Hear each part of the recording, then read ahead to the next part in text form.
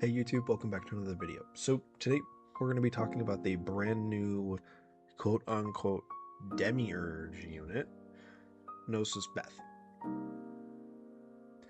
I say quote-unquote demiurge unit is because she is part of the demiurge banner, but she is still considered a Gnosis character. So anyway, without further ado, this is Gnosis Beth. So she is a ranger, she is a tactician. So she does primarily rely on buffs or possibly debuffs, which is more where she lies, is those debuffs. First thing that I want to talk about is I want to talk about her skills. Her S1 attacks an enemy. It's called Suffocating Hand. Suffocating Hatred. My apologies. Attacks an enemy and has a 100% chance to inflict eternal bleeding on the target for 2 turns. After attacking, if only one target survives, inflicts the same effect on the enemy again. So, it's kind of nice. I think it doubles up on a boss. At burst 1, it increases the damage. At burst 2, it grants Retribution's Dominion for 2 turns. If already granted, Retribution's Dominion detonates eternal bleeding. At level 3, changes to enhanced skill. It targets all enemies and reduces cooldowns of all allies by 1 turn. Being able to target all enemies with your S1, being able to basically have essentially 3 AoEs is incredibly strong, incredibly powerful. Her S2, Painful Rack, has a cooldown of 3 turns, attacks all enemies after attacking, inflicts eternal bleeding on all enemies, and grants stealth to all allies except for the caster for 2 turns. After attacking, if only one target survives, inflicts the same effect on the enemy again. So again, eternal bleeding stack buildup, which is exactly what we want to be looking for. At S3, Pure Blood's Punishment. Attacks all enemies and gains Retribution's Dominion for 2 turns. Retribution's Dominion, when hit by a single attack, inflicts eternal bleeding on all enemies for 1 turn. Retribution's Dominion cannot be removed. So, if she gets hit with single target attacks, which is why she's inflicting stealth, she's doing the stealth because then she's the only one that can be targeted, and so then Retribution's Dominion can continuously proc. If she already has the buff granted, detonates all eternal bleeding effects on the target and increases damage dealt by detonation by 100%. So, the reason why this is so important is because her first 2 skills are basically primarily to be laying on the stacks as much as possible. And then making everyone invisible, or giving everyone stealth, so then she's the only one that gets hit, which is why Retribution's Dominion is so important. If she's the only one getting hit, she can continuously lay on the eternal bleeding stacks.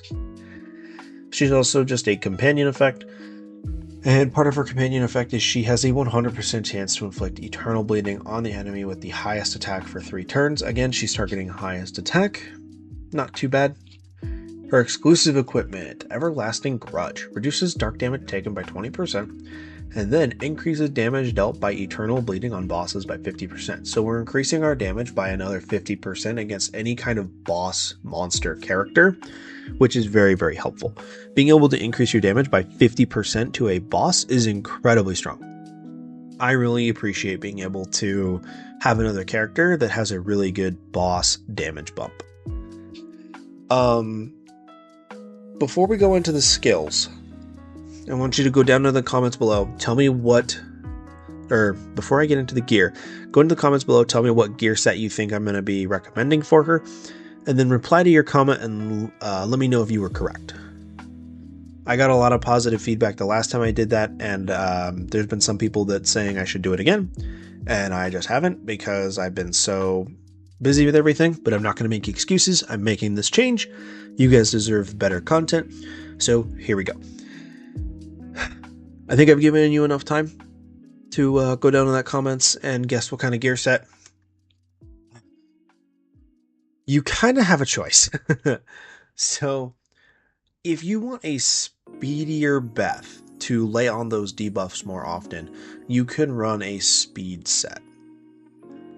If you want a Beth that is a little bit slower, but does a little bit extra damage, and also make sure that your buffs stick, you run Effectiveness.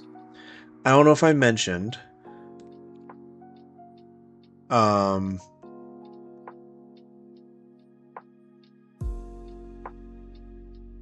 like building effectiveness because it guarantees us to be able to hit those debuffs all the time. At least that's how I'm doing it. I don't know why. I was just looking at these. Oh, there it is. Takes damage proportional to the caster's effectiveness. That's what it is. I was like, where is it saying that it does damage to effectiveness? It's the eternal bleeding. I don't know why. I was thinking that nothing did effectiveness for a moment there, but I knew that it did, and I was trying to find out where it was. Her eternal bleeding is based off of her effectiveness. So if you're trying to get the most damage per stack, build effectiveness. If you want to get more stacks per game, you run speed. So you can run either one of those. I'm choosing effectiveness because speed is not necessarily my strong suit. I like a lot of slower, bulkier characters, and so in order to fit my team compositions better, I'm running the effectiveness set. Now, for her weapon and her accessory, realistically, her accessory should be a combination simulator, because at first, you have a 75% chance to increase accuracy and effectiveness. That increased effectiveness is 50%, which is going to increase all of this damage by 50%. That's the reason why you use combination simulator.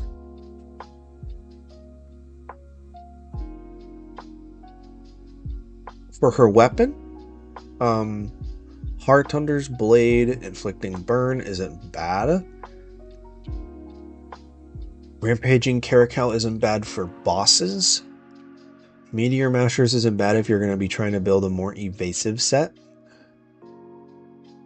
Barrage of Truth isn't too bad if you're only going to be hitting like bosses with it, but it doesn't count as a single target skill.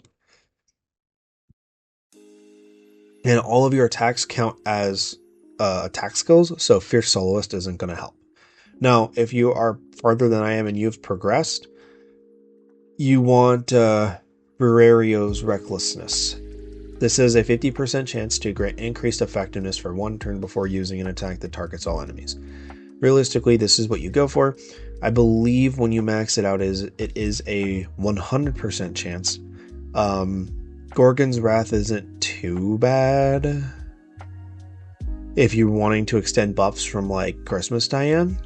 However, if you're primarily going to be focusing on her damage alone, Briarios' Recklessness is what I would recommend. And then for her accessory, realistically, I like Combination Simulator, immediately starting with that. And then you can pick speed or effectiveness based on what you're going for. I did a little bit of speed, and that's just because I was trying to get just a little bit of speed on her, just to try to make up my lack of speed, just because I don't want her being slow as dirt, but I also don't want her to be missing out on a lot of damage, which is why I went with effectiveness set, speed accessory. If you really want to throttle the effectiveness, you can. I don't think Combination Simulator runs with effectiveness. I don't believe so. I don't believe it does.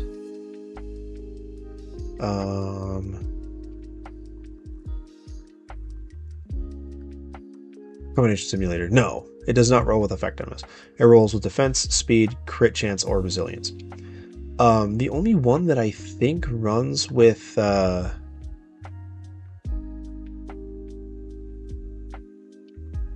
effectiveness is not Absolute Music. Physical Exorcism does, but it increases damage dealt in PvP content. So if you're going to run her with PvP, Physical Exorcism isn't bad if you're not worried about her speed. Nope. Clear Mind does not help. Combination Simulator does not have it. Oh, Burning Soul has it. 10% priority to the caster when killing an enemy. That's not too bad.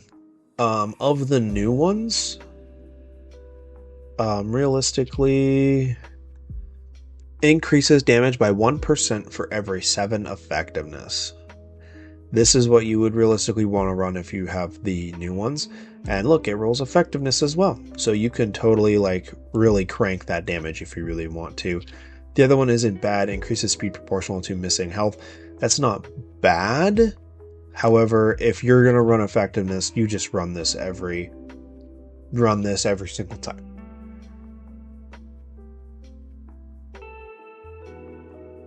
Like, there's no reason to not run that if you are progressed that far. I have not actually sat down and taken the time to do that just yet, unfortunately. Again, with me being busy for everything, I just have not had the time to do that. And I do plan on getting around to it eventually. I'm not entirely sure what eventually is.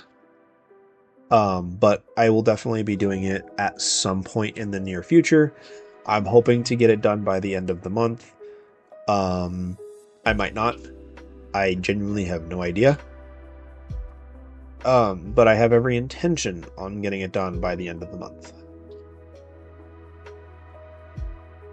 I'm just gonna try to reforge this gear really quick. Just because I'm trying to